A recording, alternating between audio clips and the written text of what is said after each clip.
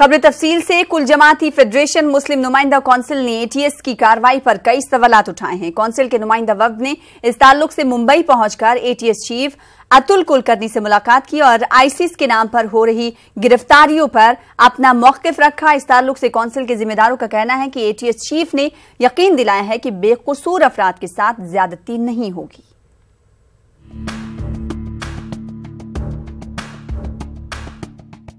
ISIS के नाम पर औरंगाबाद और मुमरा में हुई गिरफ्तारियों के मामले में किसी भी बेकसूर को हिरासा नहीं किया जाएगा।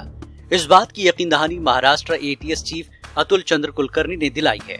कुल जमाती फेडरेशन मुस्लिम नुमाइंदा काउंसिल के जिम्मेदारों ने औरंगाबाद में एक प्रेस कॉन्फ्रेंस में एटीएस चीफ के हवाले से ये जानकारी दी। काउंसिल के एक 10 रुकनी वफ्द ने आईसिस से रवाबित के इल्जाम में औरंगाबाद में हुई गिरफ्तारियों के ताल्लुक से काउंसिल का मौक़िफ़ एटीएस चीफ के सामने रखा और ये भी बताया कि औरंगाबाद से गिरफ्तार किए गए मुशाहिदुल इस्लाम उर्फ तारिक पूरी तरह से मासूम है। इस मौके पर मुशाहिदुल इस्लाम के बहनोई ने बताया कि पिस्तौल की नोक पर मोहसिन की अहलिया से सादे कागजात पर दस्तखत लिए गए। हमने की कि बेगुनाह जो लोग हैं उनको हरेस न किया जाए, उनको परेशान न किया जाए। उन्होंने कहा कि एक भी बेगुनाह अगर है और हमारे इन्वेस्टिगेशन में आता है तो हम इसमें कोई हरेसमेंट उनको नहीं करेंगे और उनको कोई तकलीफ नहीं देंगे। जो आश्वासन कुलकर्णी साहब ने दिया है, हमको उम्मीद है कि वो अपनी बात पर कायम रहेंगे और बेकसूरों को कोई तकलीफ हमारे शहर में नहीं होगी। जहाँ तक मुझे बुलाया गया था एटीएस, मेरे ससुराल में जहाँ बुलाया गया वहाँ तो कोई बंदूक रखी नहीं गई थी, लेकिन मेरी जो साली है मरियम जमीला, मोहसिन की बीवी, उसने बताया कि उस पर बंदूक रख दी गई थी और उससे ये लिख कर लेके गया, लिखा के लिया गया कि तेरा शौहर टेररिस्ट है, इस पर साइन कर। वो बेचारी बड़ी डर गई थी। उसने क्या किया, नहीं साहब ये तो इसमें लिखा है, मराठी वो जानती नहीं ठीक से, लेकिन उसने कहा कि मैं इतना तो समझ में आ रहा है मुझे कि इसमें कुछ गलत लिखा है। नहीं बोले आपको साइन करना पड़ेगा। तो फिर उसने साइन कर दी डर के मारे, नहीं तो तेरे आदमी को उड़ा देंगे, ऐसा कहा। मुस्लिम नुमाइंदा काउंसिल ने सवाल उठाया कि ममनुआ ऑर्गेनाइजेशन की वेबसाइट्स ब्लॉक क्यों नहीं की जाती। इसी तरह महज शुबे की बुनियाद पर मुश्तबा मुल्ज़मीन पर यूएपीए एक्ट कैसे लगाया जा सकता है। महरूस मुल्ज़मीन के रिश्तेदारों ने इंसाफ की गुहार लगाई। इसी तरह काउंसिल के लीगल एडवाइजर का कहना है कि जांच एजेंसियों की मनमानी के खिलाफ कानूनी चाराजोई की जा सकती है। शर्त यह है कि मुतासरीन इस मामले में काउंसिल के साथ ताउन करें। ये इनजस्टिस नहीं होना चाहिए। जो कुछ आप कर रहे हो जस्टिस से करना चाहिए। जो जिसने गुनाह किया है गुनाह का सज़ा होना चाहिए, लेकिन ऐसा नहीं कि किसी बेकसूर को लेकर चले जाओ और उसको पनिश करो और परेशान करो। उनकी मदर भी बड़ी प्रॉब्लम में है, तकलीफ़ है, बीमार है। कल हम बॉम्बे भी गए थे, आए तो अभी भी बीमार है, वो दवाई खा रहे हैं, अभी सो रहे हैं। और जो लड़के जो सस्पेक्ट कहे जा रहे हैं, जो शक की बुनियाद पर जिनको गिरफ्तार किया गया है, उसके बारे में हमने कहा कि यूएपीए जो है वो लागू नहीं होता। इसलिए ये कंसिडर किया जाना चाहिए कि जो कोई एक्ट हुआ ही नहीं तो वो इलीगल और लीगल कैसे हो सकता है। इसलिए हमारी रिक्वेस्ट ये है कि यूएपीए की जो दफात या जो आर्टिकल्स है उससे उनको वंचित किया जाए। देखिए, मुस्लिम नुमाइंदा कौंसिल जो है, जो भी लीगल हेल्प लगती है फैमिलीज़ को, अगर फैमिलीज चाहती है कंप्लेन करना और उनको अगर लीगल गाइडेंस चाहिए तो वो हिसाब से हम फिर जो है उनको वकील वगैरह प्रोवाइड करते हैं। लेकिन जिनके साथ नाइंसाफ़ी हुई है उन लोगों का काम है कि वो सामने आए और नाइंसाफ़ी को उजागर करें। मुस्लिम नुमाइंदा कौंसिल उनको लीगल एड देने के लिए तैयार है।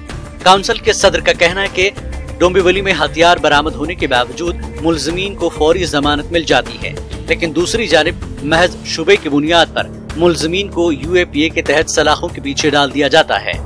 ये सरासर जानिबदारी है। काउंसिल के जिम्मेदारों ने एटीएस की इस कार्रवाई को 2019 के इलेक्शन की तैयारी से ताबीर किया। उनका इल्जाम है कि 2 कम्युनिटी के दरमियान जहर घोलने के लिए ये सब कुछ किया जा रहा है। न्यूज़ 18 उर्दू के लिए औरंगाबाद से अजहरुद्दीन की रिपोर्ट।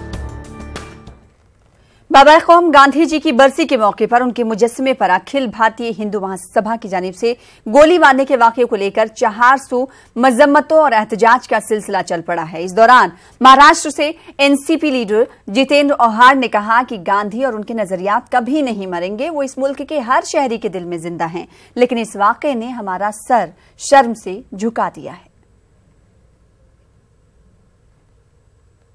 का जो हादसा अलीगढ़ में हुआ उसकी वजह से पूरे विश्व में भारत की बेइज्जती हो गई। हमारा सर शर्म से झुक गया।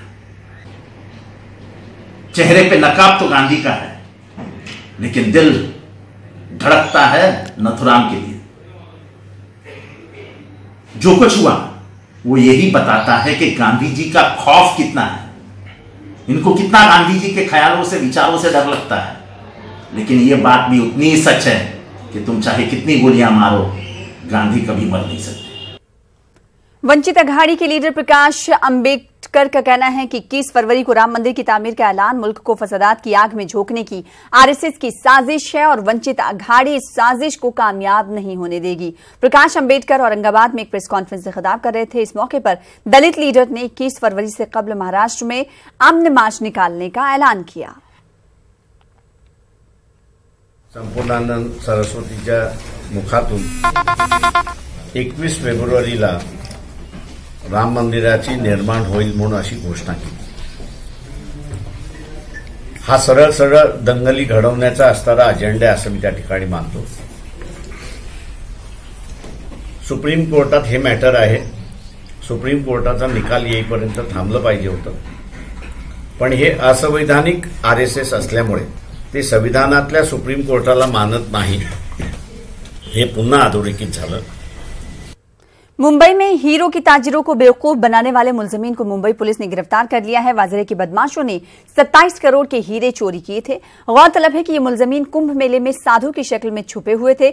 बताया जा रहा है कि मुलजमीन हीरो के फरोख्त कराने का काम करते थे, जिसकी वजह से हीरो के ताजिर इन्हें करोड़ों के हीरे दे दिया करते थे। वाजिरे की मुंबई पुलिस मुलजमीन को अजमेर, दिल्ली, चंडीगढ़ और लखनऊ में भी तलाश कर चुकी है।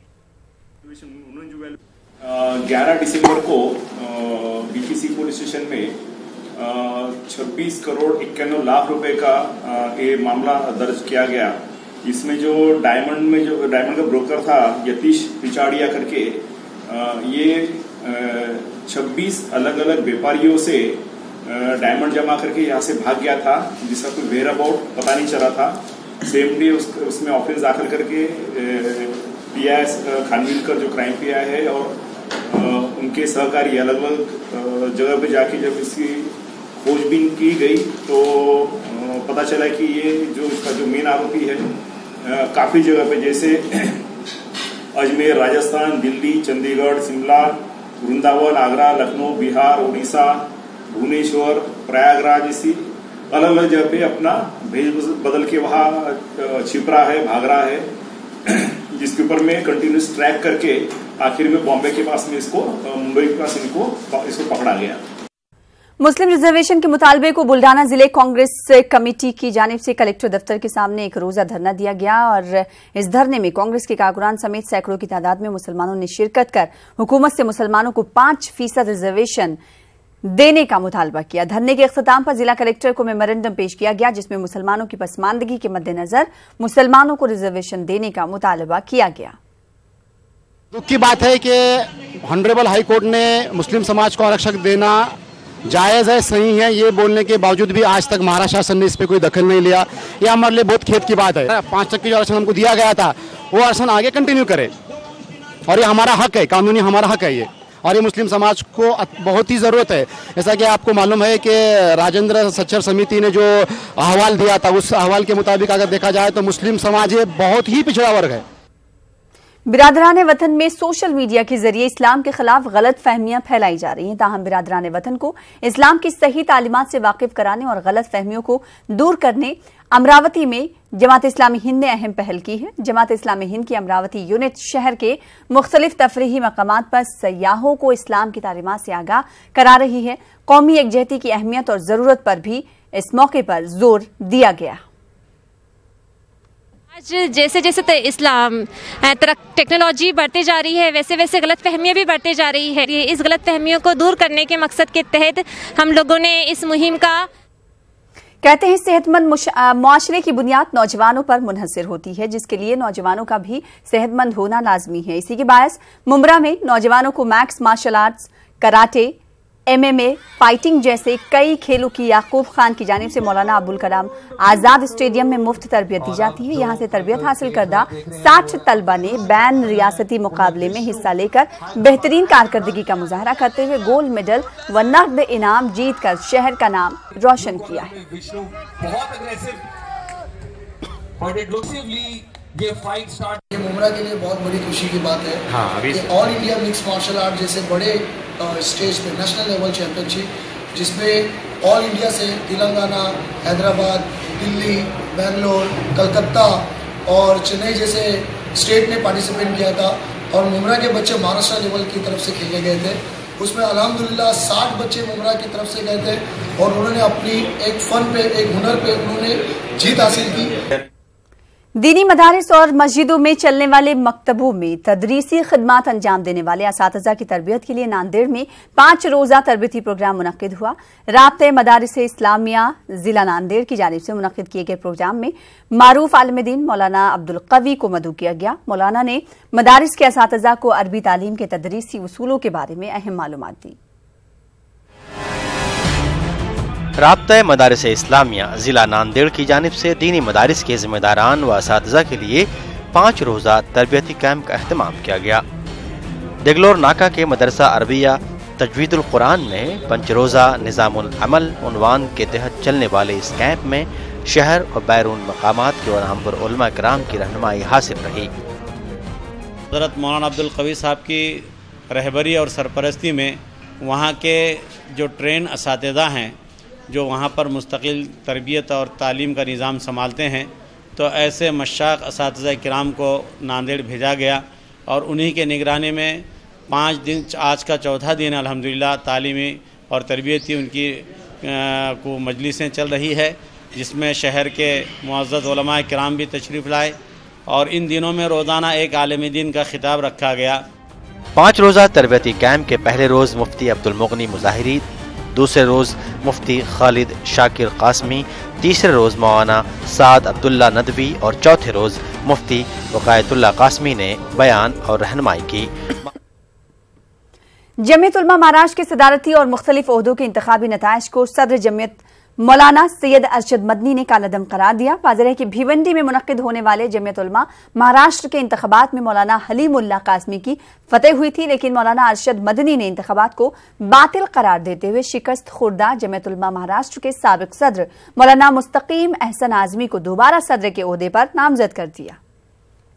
जमीयत उलमा हिंद हज़रत मौलाना सैयद अरशद मदनी साहब दामत बरकातुहुम को पूरी सूरत हाल से आगाह किया और मैंने कहा कि जहाँ इस तरीके का मामला हो रहा है, लोगों में आम बेचैनी है।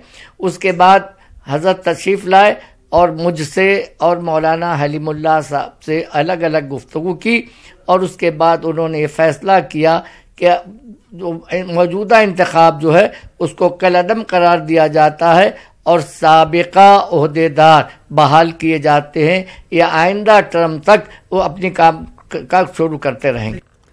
तलबा को सरकारी स्कूलों की जानिब राग़िब करने के लिए अमरावती बल्दिया की जानिब से 1 रोज़ा बाल आनंद महोत्सव का इनेकाद किया गया। संस्कृत भवन में मुनक्किदा इस महोत्सव में शहर के उर्दू स्कूलों के तलबा असातिज़ा ने बढ़ चढ़ कर हिस्सा लिया। इस महोत्सव में तलबा और तालिबात ने तहजीबी और सकाफती प्रोग्राम पेश किए।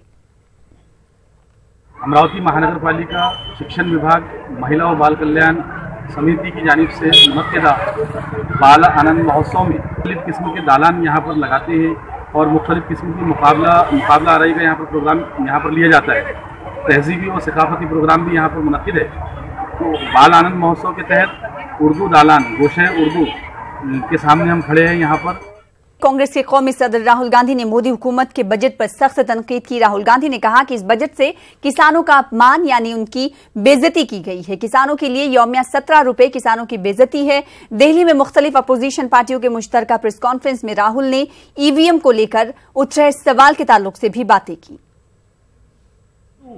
The main issue with EVMs is that there is a doubt in the minds of many people in this country about the fairness of the EVM system.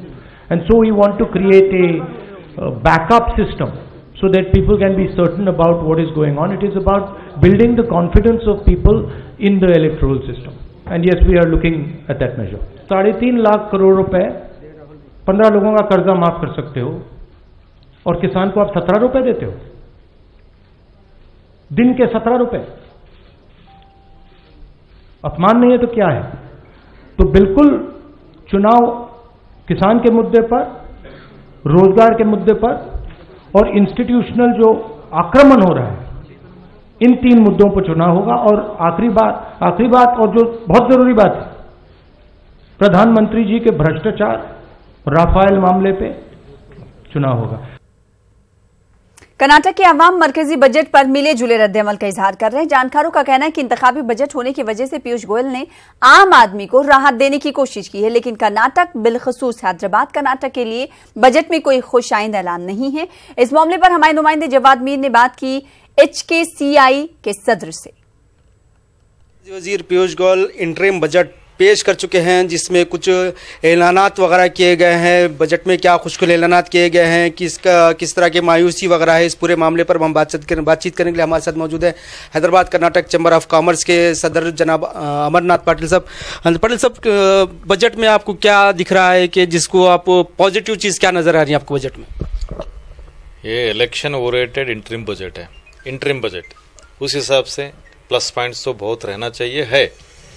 अभी अमल करने में कितना उसको ताकत लगाना पड़ता है ये तो सब जानते हैं। फर्स्ट हम ये तो थोड़ा मिक्स रिएक्शन है और हम मैक्सिमम चीज़ों को हम वेलकम करते हैं। हम पहला वेलकम करते हैं कि जो individual income IT benefits up to 5 lakh जो घोषणा करें, उसके लिए हम गवर्नमेंट को वेलकम करते हैं। 27 किलोमीटर पर डे जो हाईवेज बन रहे हैं, हम उसका 100% स्वागत कर रहे हैं। मैंने पहले भी बोला कि 5 लाख तक जो बेनिफिट दिए हैं बहुत अच्छा, और रियल एस्टेट को प्लस पॉइंट है यहाँ पर। क्यों बोले तो 2 घर होने वालों को कैपिटल गेन बोल के नहीं पकड़े जाते हैं, ये प्लस पॉइंट है और इससे हमको रियल एस्टेट को बढ़ावा मिलेगा। कर्नाटक के साबिक वजीर SK कांता की हड़ताल अब दूसरे महीने में दाखिल हो गई है। गुलबर्गा की सरकारी औकाफी और तालाबों की जमीनात पर हुए नाजायज कब्जों को बर्खास्त करने का साबिक वजीर मुतालबा कर रहे हैं।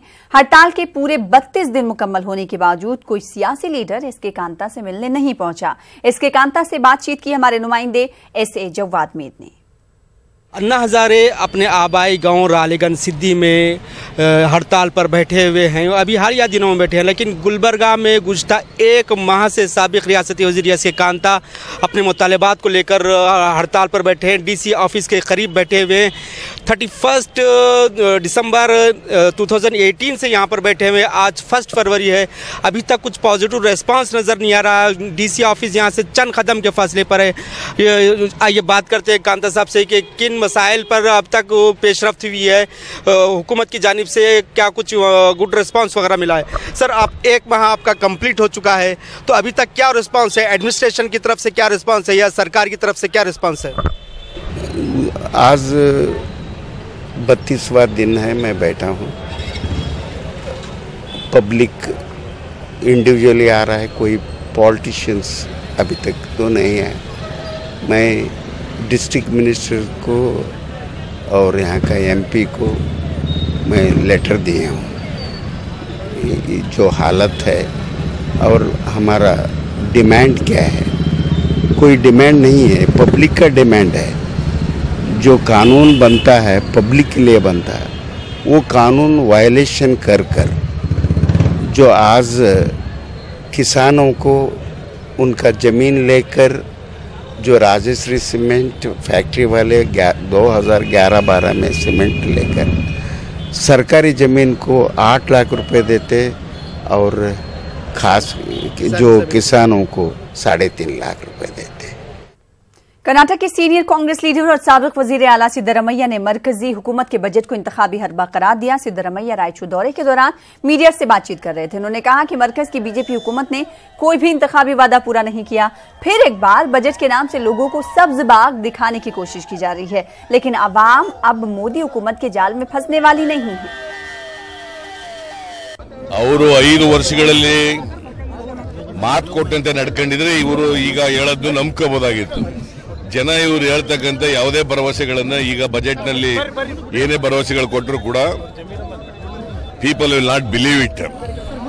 ನಾನು ನೋಡಿಲ್ಲ ಬಜೆಟ್ ಪೂರ ರೈತರಿಗೆ ಏನೋ 5 ಎಕರೆ ಇರೋವರೆಗೆ 6,000 ರೂಪಾಯಿ ವರ್ಷಕ್ಕೆ ಕೊಡ್ತೀವಿ, ಮತ್ತೆ ಅನ್ಆರ್ಗನೈಸ್ಡ್ ಸೆಕ್ಟರ್ ನಲ್ಲಿ ಕೆಲಸ ಮಾಡೋರಿಗೆ ವರ್ಷಕ್ಕೆ ತಿಂಗಳಿಗೆ 3,000 ಕೊಡ್ತೀವಿ ಅಂತ ಇವೆಲ್ಲ ಹೇಳಿದ್ದಾರೆ। ಆಮೇಲೆ ಇನ್ಕಮ್ ಟ್ಯಾಕ್ಸ್ ಲಿಮಿಟ್ನ ಸ್ಲ್ಯಾಬ್ ಜಾಸ್ತಿ ಮಾಡಿರೋದು, ಇವೆಲ್ಲ ಮಾಡಿರೋದೆಲ್ಲ only keeping eye on the election. But people will not believe them because ಈ 5 ವರ್ಷಗಳಲ್ಲಿ ಅವರು ಏನು ಹೇಳಿದ್ರು ಅವೆಲ್ಲರಲ್ಲೂ ಫೇಲ್ ಆಗಿಬಿಟ್ಟಿದ್ದಾರೆ. Administration is totally miserable. So ಹಂಗಾಗಿ ಜನ ಅವರು ಏನು ಹೇಳಿದ್ರು ಕೂಡ ಇದನ್ನ election budget. Central Muslim association शाख जिला रायचूर के सदर मोहम्मद अब्दुल्ला इकबाल मनियाद ने सफरे हज के लिए दाखिल की जाने वाली पहली किस्त की रकम की आखिरी तारीख में तौसी करने का मुतालबा किया है। इकबाल मनियाद ने बताया कि फिलहाल हज की रकम और दिगर दस्तावेजात दाखिल करने की आखिरी तारीख 5 फरवरी मुकर्रर की गई है, लेकिन मुख्तलिफ वजूहात के सबब कई आजमीन अभी तक पहली किस्त की रकम नहीं दाखिल कर पाए हैं। उन्होंने कहा कि आखिरी तारीख में तौसी की जाए तो कई आजमीन को फायदा होगा।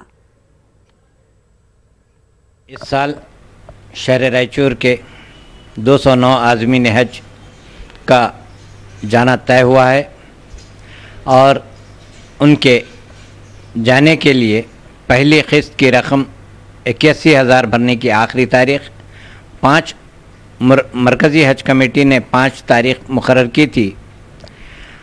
फिलहाल इसी के साथ इस बुलेटिन में इतना ही। मज़ीद ताज़ा खबरों के लिए आप लॉग इन कर सकते हैं हमारी वेबसाइट पर। आदाब।